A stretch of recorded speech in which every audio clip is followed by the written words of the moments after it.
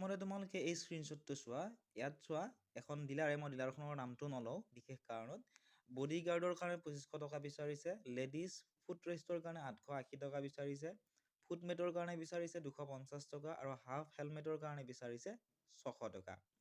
এতিয়া তোমালোকে এই পইচাটো দিব লাগিবনে নাই? আৰু বহুতো ডিলাৰত কৈছে যে তোমালোকৰ নামটো কাটি দিয়া হৈছে, এনেকুৱা ধৰণৰ বিভিন্ন ধৰণৰ ভয় ভাবুকি প্ৰদান কৰা হৈছে আৰু স্কুটিসমূহ নিদিওঁ বুলি এনেকুৱা ধৰণৰ কথা উল্লেখ কৰিছে।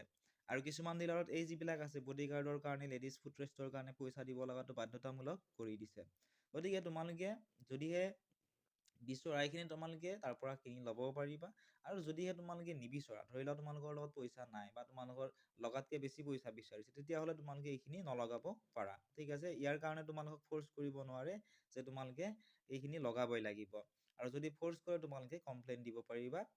আৰু ইয়াতে চোৱা, মেগনা হিৰোৰ পৰা ধুনীয়াকৈ লিখা আছে, dear beneficiaries please do not pay any amount to এনি ওৱান, your insurance and registration amount will be paid by the government. অৰ্থাৎ তোমালোক বহুতৰ কি সুধিছে, ইঞ্চুৰেঞ্চৰ আৰু ৰেজিষ্ট্ৰেশ্যনৰ কাৰণেও বহুতো ডিলাৰে পইচা সুধিছে।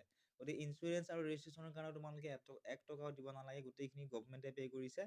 লগতে তোমালোকে এক্সট্ৰাকৈ যদি কিবা লগাব বিচৰা, তোমালোকে এইখিনি লগাই ল'ব পাৰিবা, নলগালেও কোনো কথা নাই।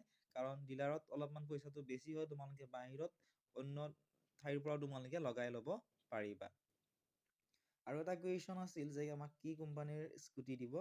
তে এইবাৰ তোমালোকক TVS-ৰ স্কুটিসমূহ প্ৰদান কৰা হ'ব। ঠিক আছে, বহুকেইখন ডিলাৰত সোধোতে তেওঁলোকে কৈছে যে এইবাৰ TVS-ৰ স্কুটি আহিছে, TVS-ৰ স্কুটি তোমালোকক প্ৰদান কৰিব। গতিকে আশা কৰিছোঁ তোমালোকৰ সকলোখিনি ডাউট ক্লিয়াৰ হ'ল। যদিহে তোমালোককো এনেকুৱা ধৰণৰ কোনোবাই পইচা সুধিছে কোনোবাটো ডিলাৰে, তোমালোকে কমেণ্ট ছেকশ্যনত জনাবাচোন।